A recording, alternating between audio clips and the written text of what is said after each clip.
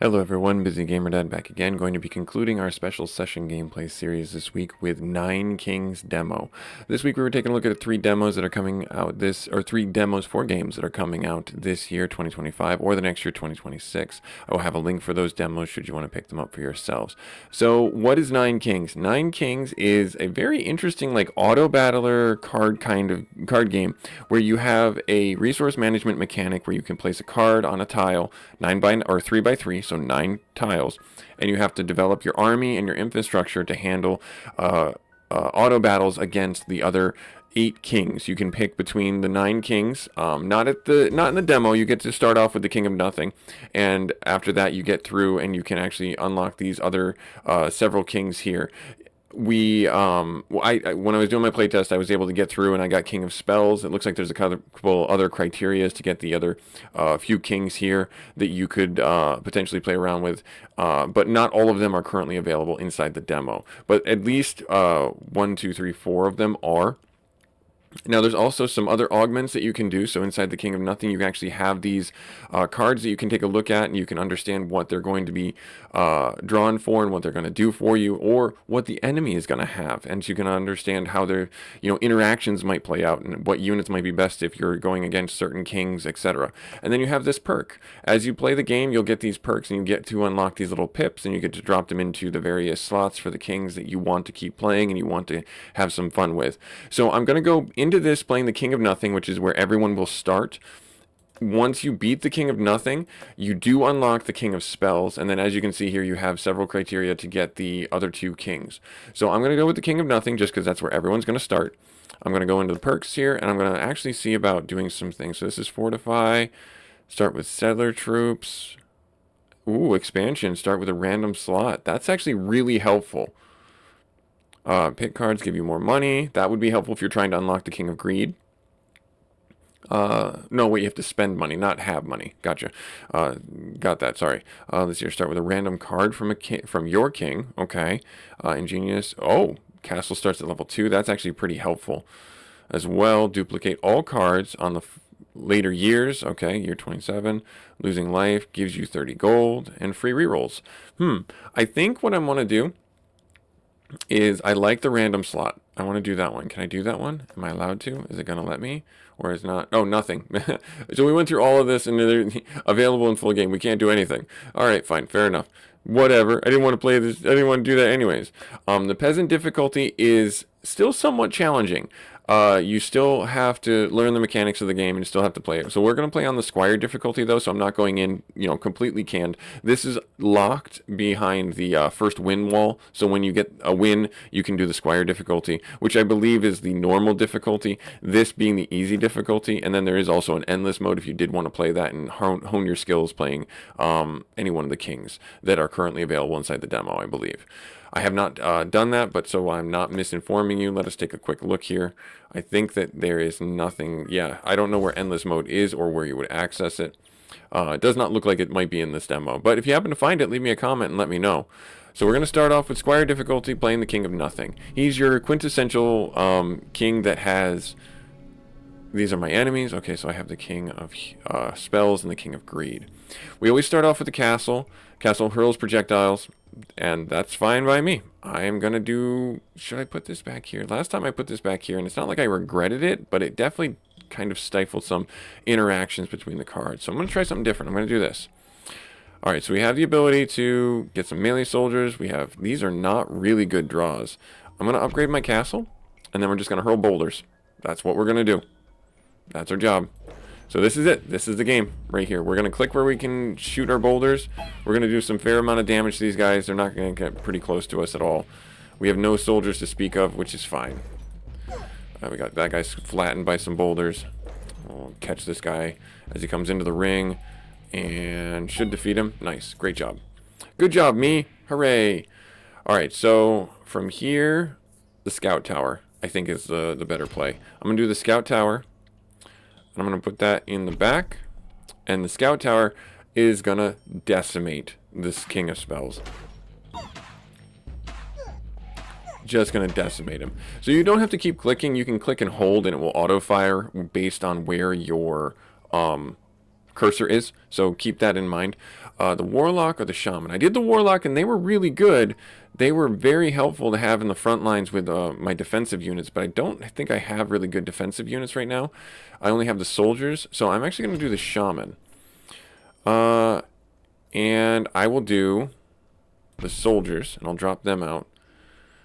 And they're going to go against the king of greed. Yep, the king of greed. So they have little assassins that tried to jump in. Then we were able to get them dispatched pretty quick. And you can see here, the numbers that you see on the things are the amount of damage that those units have done. Okay? Now let's see here. Every unit, every round adds attack speed to adjacent units and towers. So this one is actually really good. The assassin is also pretty tempting as well. Spend 30 gold to increase every unit's stat. Oh, by 15%. This one's nice as well. I'm going to do the beacon, though, because I think the beacon's going to give us a lot more boon. So I'm going to drop the beacon here, and you can and you see where it will affect. It will affect the tower, and it will affect our unit in front. And if we had other units placed here and here, it would help as well. Units or towers. So let's keep on going here. Oh, I should actually probably take out these guys in the backfield. Even though the archery, the tower's kind of doing that. Nice, good job. So everyone's kind of pulling their weight. That's really good. These guys, the defensive units, really helpful. They are really, really helpful. If we were doing a unit kind of build where we weren't doing defensive towers, this farm card is very helpful for increasing the number of units inside each of the squares around it. But we have a tower up, so I really don't want to do that. The knight is a really good defensive unit, like super solid, especially if you have a weak front line. We currently do have a weak front line, but I'm actually going to go for the scout tower, and the reason why is because the scout tower is going to be so deadly to so many different foes. We can unlock 3 random perks, or we can get the troops and towers to increase attack of all troops and towers. Unlock 3 new random plots.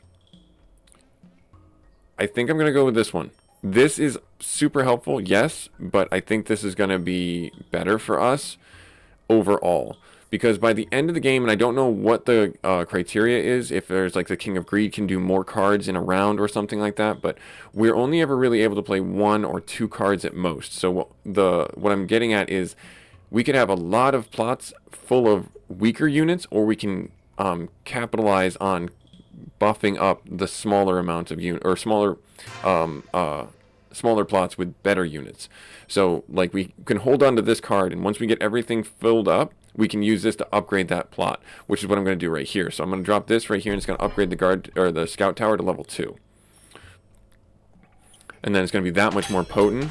Oh no, they ninja'd. They Naruto'd. They Naruto'd into my back line.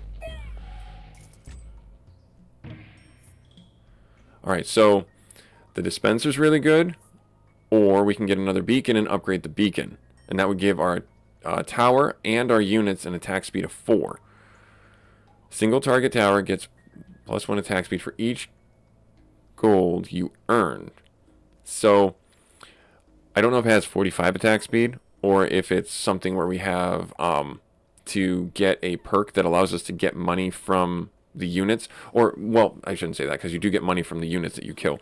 It's one of those things where it's like, this is like a snowballing thing, where if you upgrade the dispenser and it keeps on getting stronger from the gold that you get from enemies, this could be really helpful. But I think I'm going to lean into the beacon, because the only time we get the other king's cards is when we fight them, and it's not necessarily always going to be guaranteed that you're going to get those cards, and there's a larger catalog of cards to potentially draw from. So I'm going to take the one that I currently have access to, the beacon, which is probably the better choice.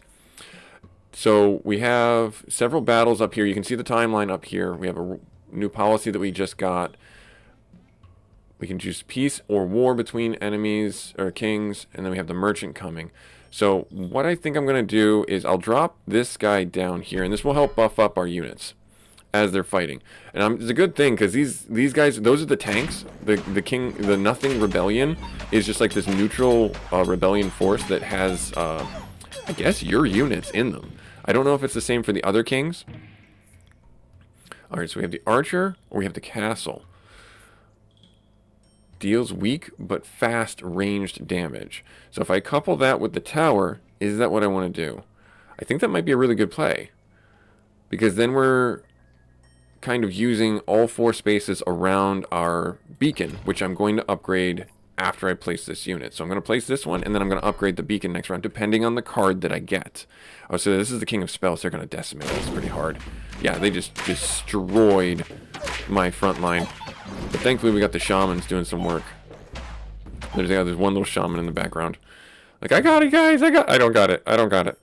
All right, so these are some spells that we can get. We can get the shaman again. Causes area damage. Unit causes area damage equal to 20% of its attack when it kills an enemy. So this is really good. But I'd rather have this one to upgrade my shamans. Alright, so what I'm going to do is, like what I said, I'm going to upgrade the beacon. And so that will level up and give everyone now essentially +4 attack speed. Which is going to be really helpful because these little ninja guys are going to hold my archers' attention for a little while. And yep, we're able to capitalize on it. Good, awesome. All right, mortgage. So again, so we're kind of destroy a plot and get 30. No, don't do that. And I don't want the assassins. I think we're good with units right now. So I think what I'm going to do is I'm actually going to get the castle card. And then instead of doing that, I'm going to upgrade my shamans. So you can place another shaman if you wanted to. That's entirely up to you. You can upgrade or you can place the shaman here. And that's some tactics that you need to make sure you're understanding, because you'll see that as like I upgraded a unit, it gave me some more of them, but the unit cap kind of only went up a little bit, and then the enemy unit caps go up quite a bit, especially in later years of the game, later turns of combat in the game. You have to be very careful about, you know, do you have strong enough units to fight a 300 person army with your 150 person army? Are your units upgrading enough to do something against that? So let's see here. The King of Spells cards are always a little confusing to me. Every turn has a 50% of chance of duplicating an enchantment of an adjacent unit. So the context is very clear. It just says you have a half chance of duplicating an enchantment on a unit. But, like, duplicate it how? Like, does this mean that this goes up another level, or what? And I don't really have enchantments currently on my all my units. So does that mean that it's a 50% duplicating it to another unit that I have that's at random? So the context is clear enough to make it understandable that, hey, you have a 50% chance to do this upgrade, this enchantment, onto your other units. But is it the same unit, so now they max out their static ability, or is it going to propagate that to other units? Either way, I'm not going to take it this round because we don't have enchantments for it to propagate. I'm going to take the enchantment, and then maybe if that comes up in a later fight, I'll take it. My lord, it is time to wage war against another king. So we can choose who we're going to wage war against. I am going to wage war against the King of Blood. Yes, let's do that. And then these are our enemies, so now we have 3 that we're going up against: the King of Blood, the King of Greed, and the King of Spells. So we do have static here. It doesn't matter what unit you put it on, you just have to put it on a unit. So you can put it on the scouts, or you can put it on the archers, or you can put it on the soldiers here. I don't know. It does let you put it on the shamans, which is a little bit confusing to me because the shamans don't necessarily attack. So either way, I'm going to drop it on my knights just so they have a little bit more damage to throw down range. I'm going to keep lobbing boulders in the backfield here. And you can kind of see the little Tron lines, as it were, scan lines. That's the propagation of the buff. Now, you saw it for maybe a split second, and I'm sorry that I couldn't actually show it to you. The archer, like, got huge. I have no idea what caused that to happen. I don't know if it's something where it's like the enemies do something, or if it's something my shamans do, but I didn't have the shamans last time, and it didn't happen, so I'm assuming that it's something the shamans do. But I saw it in a demo video where, like, your unit got really big. I'm like, I didn't do anything to make that happen, you know? And it's like, I have no idea what triggers that, but it seems like it's a really cool ability that just happens randomly. We have these wildcard ones, but I'm going to upgrade the castle. So there's that. Going up against the King of Spells. And then next round, we're going to have a merchant come in. So this is, you can do auto battle up in the top right hand corner if you don't feel like, holding down the mouse button and, hurling boulders. The game does a really good job of it. So you see the big soldier right there, and now you see a big knight right there. I don't know what does it. I have no idea what does that. So we do have the spire, which is basically a healing tower. Not terrible. Not something I'm kind of looking for. We can get static, or we can get the library. I think I'm still going to pick the static up because we just don't have access to all the enchantments. So I'm going to get the static, and then if we get library the next time, then I'm going to get it. So I'll get static, and now we're at the merchant. Let's see here. Vampirism, units heal. That's not bad. Cancels the first hit a unit would take. When killed, it explodes. Okay. I don't want to destroy any of the lands. Clones the units or the combustion. Unit causes area damage equal to its... I think this is another one that I'm going to take, because if we get the library from the King of Spells, this would be really helpful. So I'm going to grab that one. I'm actually going to re-roll. Let's see what else we can get. This is what I was looking for, the Propagate. Yeah, so I'm going to get the Propagate one, because we already have 2 wild cards. So we'll get the Propagate one, and then we're going to be spending... We've spent all our money. Alright, so the Propagate one, it adds 9 units to any of the unit ones. The first thing I'm going to do, though, is I'm going to add the Combustion to our Knights. And then I'm going to Propagate our Knights. And then I'm going to static the Archers. So there I was able to play several cards. I don't know what causes that, if it's the fact that I have to get my hand size down to 2. So King of Blood, these guys are just thick monsters. Thick. They are really hard to deal with. So we made it through, which is great. And now we can start getting cards from him. If an adjacent unit dies, an imp is summoned in its place. That's a building. There's another enchantment. I think I'll take the enchantments, because if we get that library from the King of Spells, that's really going to help us out. We're losing, a lot of abilities, or a lot of units. So, sure. I mean, we could do this, or we could do this to help offset that. So I think I'm going to do that, and I'll put that on you. That way you're kind of, now you've got all the enchantments. You got all, I don't know if there's like a cap to the number of enchantments a unit can have. But we should be pretty good to deal with the Rebellion King. I would really have liked to get some of those defensive units, but unfortunately just not the case. We didn't draw those guys. Alright, so there they are right there. I say that and they're right there, but it's a little bit too late. So I'm going to lean into the tower defense that I got going. I think that's the better one, or the archers. Let's do the scout tower. Let's do the scout tower. So the Rebellion of Nothing is... So the reason why I was saying the Rebellion of Nothing is like your cards. It's probably the same for the Blood King and the Greed King, where you can draw your cards. And that's just their way of giving them to you. You know what I mean? Let's see here. So we get an expansion slot. I can put it back here. I can put it off to the side here. I think I want to put it here. Alright, there, and then I'm going to upgrade the scout tower to maximum. So this is maximum now. This one needs one more. That one's maximum. Alright, good. So we're able to... The scout tower's doing work. Yeah, the scout tower's doing all the heavy lifting. So that was the King of Spells. We have the Warlock. There's the library. We're going to take that one now. Because now I'll drop that here. And so this... It stacked the combustion. That's amazing. So that will really help, hopefully, with dealing with our weak units in the front line. Letting them get the combustion back. So does it keep it, though? That's the question. I don't want the mercenaries. None of these are really good. Yeah, the gold isn't necessarily going to help. The mercenaries, you always have one unit for each 15 gold. So... I don't know how they're a balanced fighter. I mean, I don't. That's kind of not necessarily vague. That's very straightforward. But you know, I only have 50 gold, so that means I'm going to get what, 3 of them. So is that really worth it? I mean, we can always try it out and find out if it's really worth it. And I mean, we do need some more units, but it kind of then goes against us spending any more money to get more cards or from the merchant. So hard to say, but I guess I'll do it. I guess I'll see what happens. We'll try it out and see what happens. Spikes is a really good idea. Wow, the maximum level of our castle is now 9. Holy crow, that's quite a bit. Increases the attack speed of towers. That's not terrible. We only have the one tower, though, so I think I'm going to go instead of that with this, with the spikes. And let's drop the units, the mercenary units right there.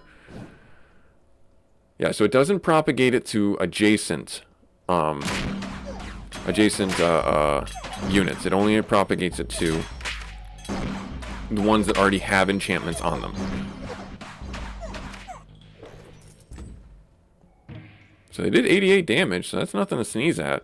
Let's pick up the archers. Alright, so let's see here. So we have the library right there. They have double static shock, so it's a permanent upgrade. So every round, they have a chance to get an upgrade there. This one also has a chance to get an upgrade, so that's not a bad idea at all. To get this when you have a couple of enchantments off of any of the other kings. I can level up a random unit. Let's do this first. There, give them a little bit more, and that didn't do anything for us, unfortunately. We're going up against the King of Green again. So maybe we'll get another beacon. That would be huge if we got another beacon to upgrade that to its final form. That'd be really helpful. Let's see, do we get it? We do! We get the beacon. Nice. Awesome, we'll take it. I'll take it. Alright, diplomat. My lord, our diplomats can now make peace with an enemy king.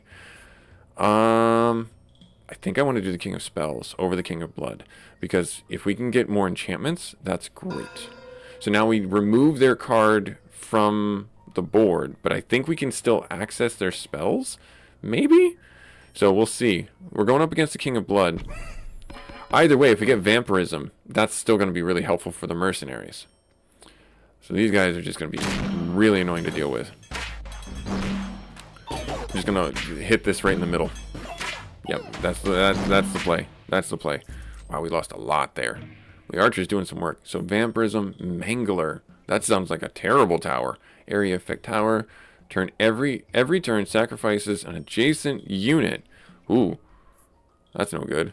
Tome, destroy target unit plot, adds one adjacent plot. Oh, okay. Yeah, I'm gonna go with Vampirism. Yep, just gonna do that. And I'm gonna drop that on you. So, lesson learned. If you make peace with a king, you no longer get their cards. So we need to make sure that if you're doing like a spell build, that you're not removing this King of Spells from your potential enemies. Because now I don't have access to those spells like Static or, what's the other one? Combustion. But we do get Vampirism, so it kind of maybe streamlines it that way. The Scout Tower, I think, is maxed out. Yeah, so the Scout Tower is maxed out. I need to get another Soldier's card. Or I can use my wild card to upgrade them. Those are some interesting choices. Let's do this one here. And let's do this to upgrade them. Kind of had to, because they're probably the weakest ones in my group right now.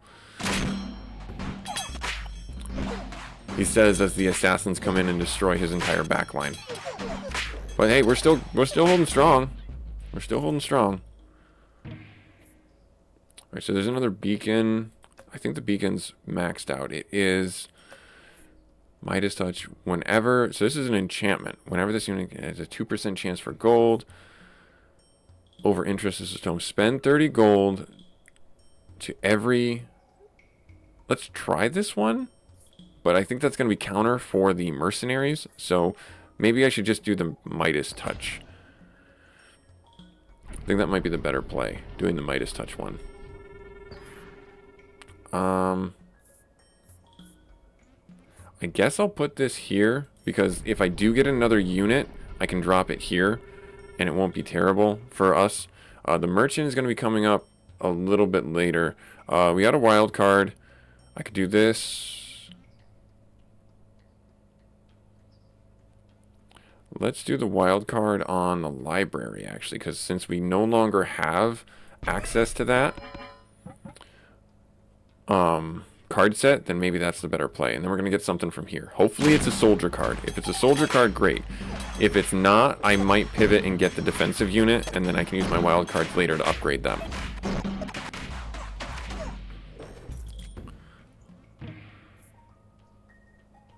Oh, it's the blacksmith. Oh, that would have been great earlier on in the game, but I think that's a little too late for us to get that now. So instead, I'm just going to get the wild card. I know I can reroll, but that's going to be counter to holding the money for our mercenary units. Let's do the Midas touch on you, because you got a lot of attack speed, so that might work out really well for you guys to get that to proc a little bit more often. So as you can see, we only have 64 units, and we're going up against 101 in the King of Greed army. But we're holding our own. We're starching these guys. Midas touch and a beacon. Well, let's do the Midas touch. And now we can get your buildings apply their effects more than once. That's pretty good. Increases the damaging range of area attacks by that. I don't have anything that's really like a super area effect other than my castle. Let's do this one, because the beacon applying its attack buff, super helpful. Let's hear you. You have that. You have Midas touch. Let's do the Midas touch on you. Yes, yes, excellent. Let's see how that works. All right, the King of Greed's army, or King of Blood's army, I'm sorry. Oh man, they are just chewing through, but wow, we just, whoa. Once we get through their thick front line, there was nothing they could do. All right, so sacrifices a tome. These are imps, and this is a bomber unit. Runs towards the enemy dealing damage. Fast and aggressive small unit. I mean, we could try them out. We don't have an area effect unit right now. Let's do the bomber. Let's do that. What's the worst that could happen, right? They're like little just arrows. They're suicide bombers, essentially.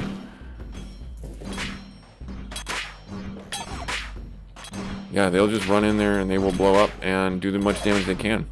They're like the guy in Lord of the Rings movie who has the torch running for the gate. All right, overinvest.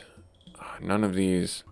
I mean, I guess I could do this one, but we're really close to the end, so it's not really that helpful. I guess I can do the dispenser. Yeah, let's just do the dispenser. And now we have the wizard, imp, shaman. The shaman would be good. Oh, there's the soldier card, finally. Let's get the soldier card because we weren't getting that. And I guess, how much left? How much do we have left? Only those two. So I'm actually going to spend it and get this, and then we're going to be done. All right, so the shaman, the soldier, and the dispenser. Let's just put it up here in front. Fired. So that went way down because we only have 58. Wow. Okay, so rough. 109 for the king. They have double our forces, basically. 197.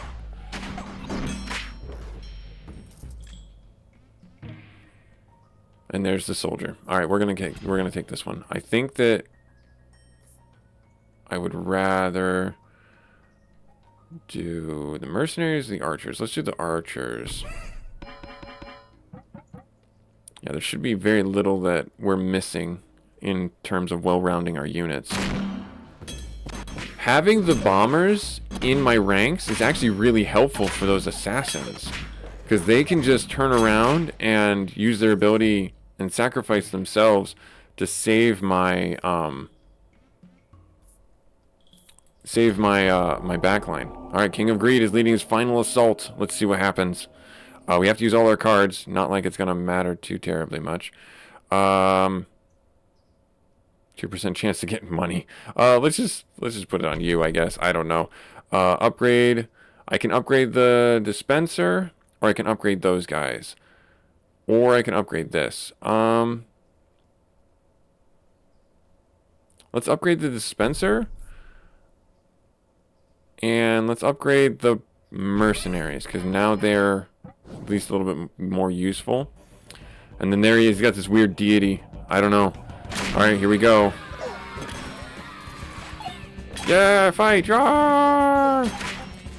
Oh my gosh, that guy's huge! That guy's almost as big. He's bigger than this thing. Right. We were able to win! Hooray! Nice! Your kingdom has thrived! Endless mode, continue. Oh, okay, so endless mode is only available after we've defeated the challenge. Got it. Bear in mind. Nope, we're gonna leave. We're gonna go on that. We're gonna level up our guy. Maybe? Ooh, so close. So close. We've unlocked the next difficulty of night. Okay. Alright. Well, this was Busy Gamer Dad showing Nine Kings demo. This game should be coming out later this year. Hopefully you guys liked it. Like, comment, subscribe if you feel so inclined. Thank you for taking time out of your busy schedule to take a look at this video and this game from me. If you guys are interested in this kind of content, do let me know in the comments. I will have the link for this game should you want to try it out for yourselves. I hope to catch you next week in our next session gameplay series, where we'll be back to business as usual, taking a look at the game over the course of 3 episodes for about 20 to 30 minutes. Hope to see you there. Later.